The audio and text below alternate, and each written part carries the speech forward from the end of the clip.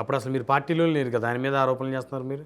నేను ఆ రోజు పార్టీలు చేరినప్పుడే చెప్పాను కదా, ఉమ్. ఆయన వెళ్ళిపోయినప్పుడు నేనే చెప్పింది.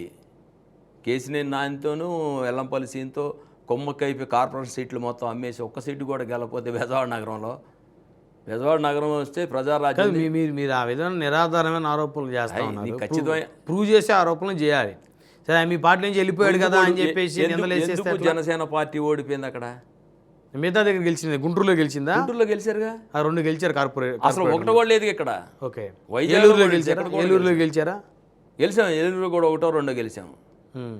గెలిచాం. ప్రతి నగరంలో గెలిచాం. ఇక్కడ ఓడిపోవడానికి ప్రధాన కారణం మహేషే. నీకు బాధ్యత ఇచ్చినప్పుడు